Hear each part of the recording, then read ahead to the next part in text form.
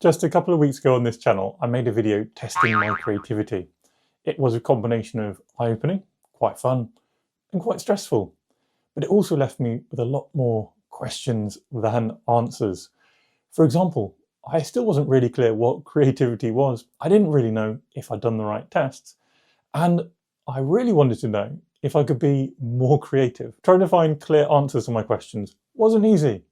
So I thought, instead, I would reach out to a real professional. And I'd like to introduce you to today's guest star, Dr. Rory McLean, who is a doctor of creativity, a literal creativity scientist.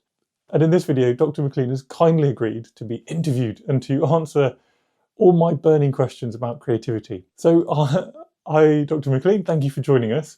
Could you introduce yourself? Yeah, so I'm Rory McLean. I'm a lecturer in psychology at Edinburgh Napier University. And I got into creativity through my PhD. I was always, I was sciencey, but artsy. And when I was offered the opportunity to study a PhD in the psychology of creativity, I thought that was perfect because it combined the science elements, but also my love for the creative arts. That does sound pretty fantastic. I'm sure a lot of people will be listening thinking, how do I get into that?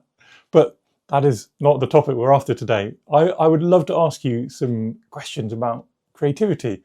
And I think the first question, the one which will underpin everything, is what is creativity? There's not necessarily one definition that everyone agrees on, but generally speaking, within the psychology of creativity, we agree that creativity is a combination of originality and novelty. That's obviously important, but also what some people call appropriateness. It's a combination of unusual, original, novel, but also it has to fit the task. Now that's really interesting, because one of the things I thought when I was doing the tests is, can I just be really weird? And if I'm really weird, does that make me more creative? But you've sort of answered that no, not necessarily. How do we know, though, if we're being appropriate or not? I often use the example of, imagine asking students to build a brand new bridge across the Forth. And if you decide to make a crossing that is entirely made of glass and just goes straight up into the sky, it is creative in the sense that it's unusual and kind of novel idea, but it's not going to fulfill the task. What about in the sort of fine arts, in creative things like drawing and painting? Because it feels like there's a lot more subjectivity. Certainly within sort of, say, the fine art critics who almost act as kind of gatekeepers, that they will determine this painting is of value and that painting is not of value. So there's this subjectivity in who decides the appropriateness and the value. I think we probably all recognise that kind of gatekeeping effect in art, and we look at very modern art galleries and think, is that art? Do I like it? But someone does. And that's, I suppose that's the joy of subjectivity. I suppose with that in mind, my idea of testing my creativity seems more fruitless. Now, a couple of weeks ago, I did a video about basically measuring my own creativity. And in that, I did a few tests. And the drawing ones I focused on were completing 30 circles, completing some fragments to make a scene, and drawing an alien, which is as unrecognizable as anything we know, basically, nothing you've seen before. Are they the tests I should have done? I think if you're focusing on sort of drawing-based type tasks, those are probably the most obvious ones. So the circles, there's another example where you get pairs of lines and you have to use the lines in something. As a little aside as well, I was thinking when I was doing those tests, it'd be fun to sort of repeat them in the future. But I kind of felt if I do them again, it's almost cheating. I'll just know what to do to be better. Is that the case? Yeah, it is a problem that once you have completed a particular type of task that, at the moment was novel, and then you try and do it again, it's no longer novel. Level of creativity, is there something quite inherent to us where different people are different levels of creativity? So some people will have much more creative potential than others. We will vary in how much we can sort of enhance or decrease that.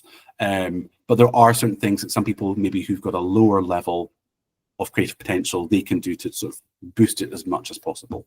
It feels like we're now on to the most important question. Can I become more creative? Or what things can I do to make myself more creative? One thing that has been found to sometimes enhance creativity is by imposing restrictions. Maybe restricting yourself in terms of, one specific type of brush, or maybe you're going to restrict your color palette, or you're maybe going to think about the subject matter, or sometimes applying restrictions can force you to look for solutions. So there's something in what you're saying about restrictions make us think differently or outside the box. Is there something in that, in like breaking patterns of thinking? There's some studies that have shown that showing people pictures of jobs that are maybe traditionally quite sort of gender based, but having somebody of the opposite gender in that role. So for example, a female mechanic. So there's studies that have been shown that if you show people in these sort of non-stereotypical roles and then give them a creativity task, that sort of forces them out of their stereotypical thinking. So anything that can disrupt the kind of usual thought processes. So maybe if you're working in a particular place, maybe removing yourself from that. So there's something there about the environment, maybe? Is it like being in different places? Like green space maybe is more creative?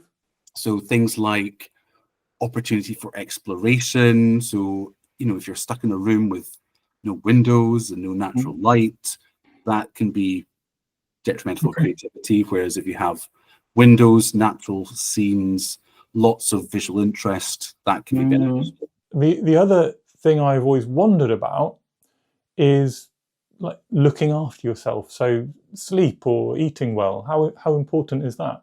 The work on sleep and creativity isn't particularly conclusive. Generally speaking, if you are sleep deprived, your brain will tend to default to stereotypical routine ways of thinking. So if you have more sleep, then you've got more capacity to think in different ways. So I think generally I would say something like sleep would be beneficial. Now, one thing that we've been talking about is restrictions, and you mentioned like minimal palette and things like that. And that rings really true because I love continuous lines. It's kind of how I almost draw everything.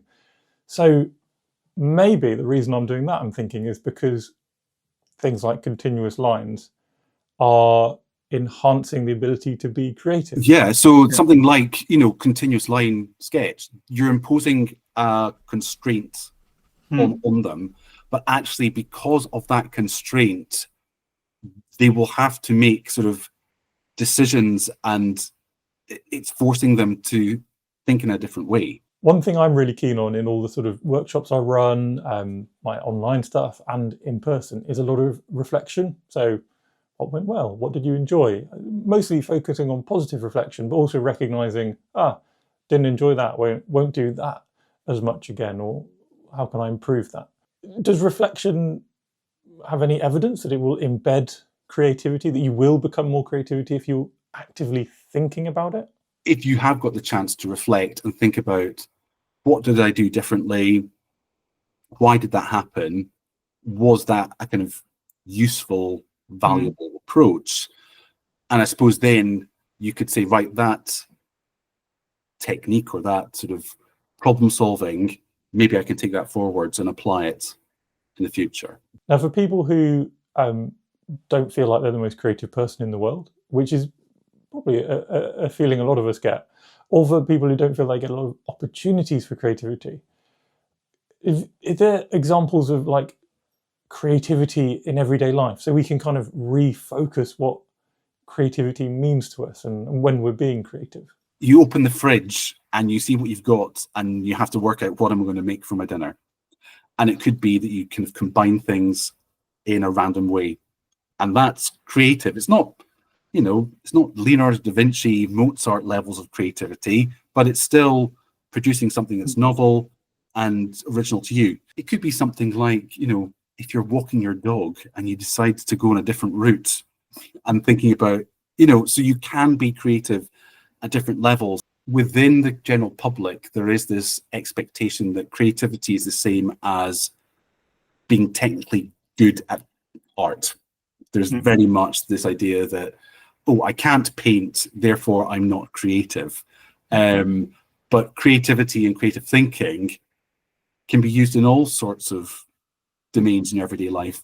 Now, a bit of a contentious question, but I think one on the sort of tips of all artists and creatives' tongues at the moment is the idea of AI. And is AI creative? Is it the end of all creativity?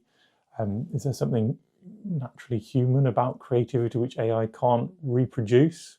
There has been some discussion around how we define creativity. And so some people have been arguing that we should add in authenticity to the definition of creativity, that it means that it can only be human. Genuinely, for something that if you're trying to convey genuine emotion or trying to affect people some sort of way, whether it's through art or music or writing, I think humans can pick up on that, of authenticity. And also with AI, it needs a sort of human to put in the prompt. And there's some sort of creativity in generating what is going to be a useful prompt. Brilliant. Thank you for that answer, and for putting yourself out there about AI as well. I'll add my 2 cents to anyone watching is, whatever AI does, remember why we are being creative. And I see a lot of negativity from artists, and I understand the worry about commercial opportunities and things like that. But for most of us, we're trying to be creative to be creative. So it doesn't really matter if AI exists or not. We can still do our thing and enjoy our thing.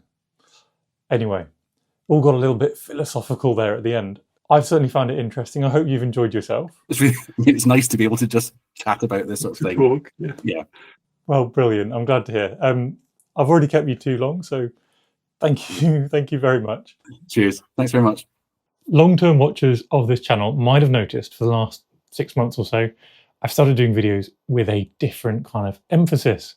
Still drawing, sketching, but trying to answer the why and the what, those questions which underpin what we're doing. I'd really love to hear, therefore, what you thought of this video, which was a bit different. Please give your appreciation to Dr. McLean. I'd also be really interested to hear if there are other topics that you would like me to explore like this, and reach out to knowledgeable, specialist, intelligent people to actually find out the real answers. For me, I took loads away from this conversation. These ideas of how to be more creative have already been kind of added in different ways to my newest courses. And when me and Colin do our in-person workshops, you'll find a lot of these ideas buried in there as well. Of course, we were already doing lots of these things on this channel, weren't we? Together, continuous lines, loose colors, using stupidly large paintbrushes. All of these things are, I didn't really think about it this way, but they are restrictions.